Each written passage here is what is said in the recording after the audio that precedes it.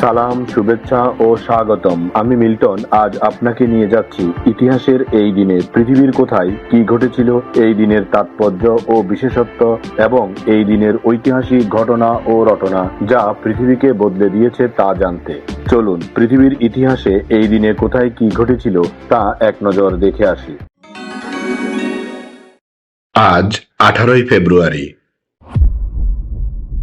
প্রথমেই পৃথিবীর ইতিহাসে এই দিনের আলোচিত, সমালোচিত এবং বিখ্যাত সব ঐতিহাসিক ঘটনা ও রটনা জেনে নেই। 1897 সালের 18ই ফেব্রুয়ারি শিকাগোর বিশ্ব ধর্ম সম্মেলনে ঐতিহাসিক ভাষণ দিয়ে বিশ্ব জয় করার পর স্বামী বিবেকানন্দ দাস স্বদেশে প্রত্যাবর্তন করেন। তিনি MS মোম্বাসা নামক একটি জাহাজে করে সন্ধ্যায় কলকাতার অদূরে বজবজ বন্দরে পৌঁছান। তবে সেই রাতে কলকাতায় ফেরার মতো পর্যাপ্ত যাতায়াত ব্যবস্থা না থাকায় তিনি জাহাজেই রাত কাটানোর সিদ্ধান্ত নেন। তার এই প্রত্যাবর্তনটি ছিল ভারতের আধ্যাত্মিক পুনর্জাগরণের এক বিশেষ মুহূর্ত।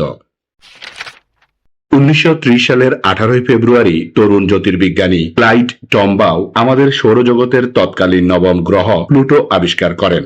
আমেরিকার অ্যারিজোনায় অবস্থিত লোয়েল অবজারভেটরিতে আকাশের ছবি বিশ্লেষণ করতে গিয়ে তিনি এই নতুন মহাজাগতিক বস্তুর সন্ধান পান।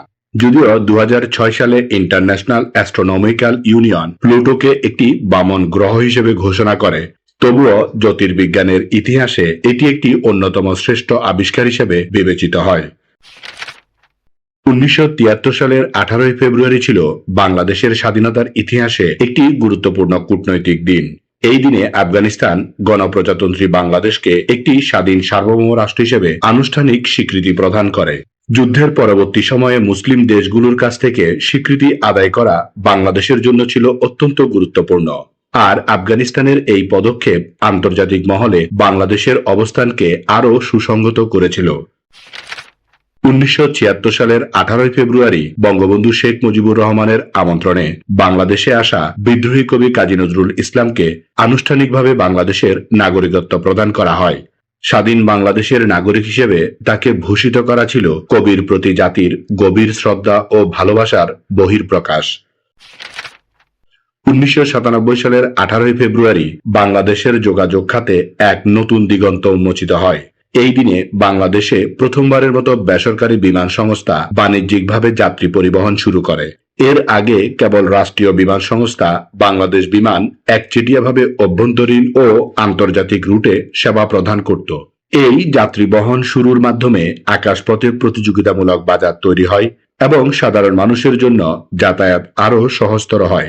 এবার জেনে নেই এই দিনে জন্ম নেওয়া কিছু কিংবদন্তি ও অসাধারণ মানুষের কথা।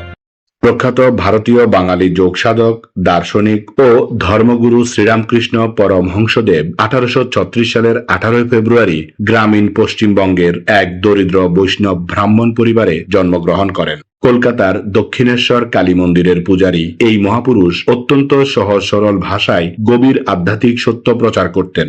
তার বিখ্যাত দর্শন ছিল যত্র জীব তত্র শিব এবং যত মত তত পথ। তার অন্যতম প্রধান শিষ্য স্বামী বিবেকানন্দ রামকৃষ্ণ মিশন প্রতিষ্ঠা করে তার আধ্যাত্মিক উত্তরাধিকারকে বিশ্বব্যাপী ছড়িয়ে দেন। ভারতের স্বাধীনতা সংগ্রামের অন্যতম বিপ্লবী রাজনীতিক ও সমাজতান্ত্রিক ব্যক্তি রফি আহমেদ কাদওয়াই 1894 সালের 18ই ফেব্রুয়ারি বড়বাঁকি জেলার মাসাউলি গ্রামে জন্মগ্রহণ করেন। তিনি জওহরলাল নেহরুর মন্ত্রিসভায় গুরুত্বপূর্ণ দায়িত্ব পালন করেছিলেন। ভারতের আধুনিকায়নে তার অবদান অনস্বীকার্য। বিশেষ করে ডাক ও টেলিযোগাযোগ এবং খাদ্য ও কৃষি মন্ত্রীর দায়িত্ব পালনকালে তিনি অনেক বৈপ্লবিক সিদ্ধান্ত গ্রহণ করেছিলেন। ভারতের প্রখ্যাত সঙ্গীত পরিচালক ও সুরকার মোহাম্মদ খৈয়াম হাশমি 1927 সালের 18ই ফেব্রুয়ারি জন্মগ্রহণ করেন। তিনি তার সুরের মাধুর্য দিয়ে হিন্দি চলচ্চিত্র জগৎকে সমৃদ্ধ করেছেন। তার সেরা কাজের তালিকায় রয়েছে ওমরাও জান এবং কাভি কাভি এর মতো সিনেমার কালজয়ী সব গান। ধ্রুপদী সঙ্গীতের উপর তার ছিল অসাধারণ দখল, যার প্রতিফলন তার সৃজনশীল প্রতিটি সুরে পাওয়া যায়। ভারতীয় শুটার মনু বাকর 2002 সালের 18ই ফেব্রুয়ারি হরিয়ানার বজ্জর জেলার বজ্জর গ্রামের কাছাকাছি গড়িয়া গ্রামে জন্মগ্রহণ করেন। খুব অল্প বয়সেই তিনি আন্তর্জাতিক শুটিং স্পোর্ট ফেডারেশন বিশ্বকাপে একাধিক স্বর্ণ জিতে বিশ্বমঞ্চে ভারতের মুখ উজ্জ্বল করেছে। বিশেষ করে 2024 সালের প্যারিস অলিম্পিকে 2টি ব্রোঞ্জ পদক জিতে তিনি ভারতের প্রথম কোনো ক্রীড়াবিদ হিসেবে একই অলিম্পিকে 2টি পদক জয়ের গৌরব অর্জন করেন। স্মরণ করছি এই দিনে চলে যাওয়া কিছু কিংবদন্তি ও অসাধারণ মানুষের কথা। ইতালীয় রেনেসা যুগের অন্যতম শ্রেষ্ঠ শিল্পী মাইকেল আঞ্জেলো বুওনারোত্তি 1564 সালের 18 ফেব্রুয়ারি মৃত্যুবরণ করেন। তিনি একাধারে ভাস্কর, চিত্রকর, স্থপতি এবং কবি ছিলেন। তার সৃষ্টি করা ডেভিড ও পিয়েতা ভাস্কর্য এবং ভ্যাটিকানের সিস্টিন চ্যাপেলের সিলিং এর চিত্রকর্ম আজও শিল্পের ইতিহাসে বিস্ময় হয়ে আছে। তার কাজ পশ্চিমা শিল্পকলার বিকাশে অতুলনীয় প্রভাব ফেলেছে। 1564 সালে 88 বছর বয়সে রোমে এই মহান শিল্পীর জীবনাবসান ঘটে। জার্মান গণিতবিদ কার্ল গুস্তাভ ইয়াকফো ইয়াকোবি 1851 সালের 18 ফেব্রুয়ারি মৃত্যুবরণ করেন। গণিতের ইতিহাসে তাকে অন্যতম শ্রেষ্ঠ শিক্ষক এবং গবেষক হিসেবে গণ্য করা হয়।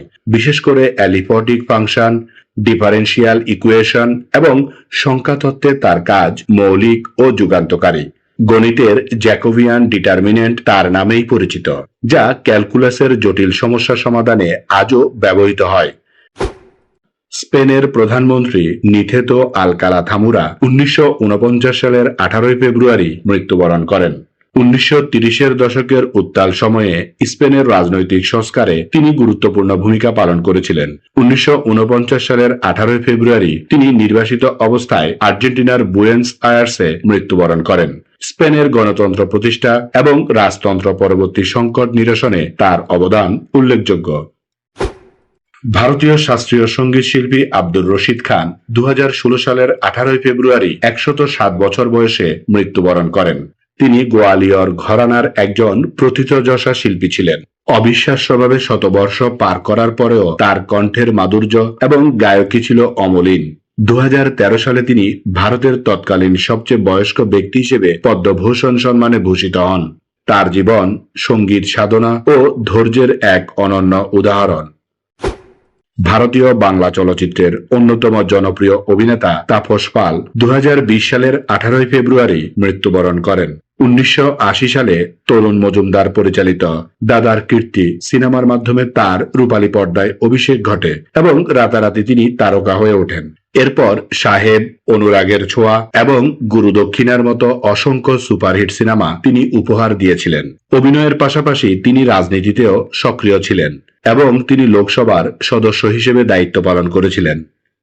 এই দিন আমাদের জীবনের ঐতিহাসিক, প্রাকৃতিক, শৈল্পিক, সাংস্কৃতিক, সাহিত্যিক, রাজনৈতিক, বিজ্ঞান গবেষণা, আন্দোলন, উৎসব, অর্জন, খেলাধুলা, সুখ দুঃখ, হাসি কান্না, আনন্দ বেদনা, পাওয়া না পাওয়া, মায়া মমতা, ভালোবাসায় ভরা সুখকর স্মৃতিময় একটি সুন্দর দিন। চলুন এই দিনটি উপভোগ করি। আগামীকালকের তারিখে পৃথিবীর কোথায় কি ঘটেছিল তা জানার আমন্ত্রণ জানিয়ে আজকের গল্প এখানেই শেষ করিলাম। লাইক, শেয়ার আর সাবস্ক্রাইব করার দায়িত্ব আপনার। আমি শুধু বলিব, নিজের, পরিবারের, প্রতিবেশীর ও পরিবেশের যত্ন নিন। ধন্যবাদ। খোদা হাফেজ।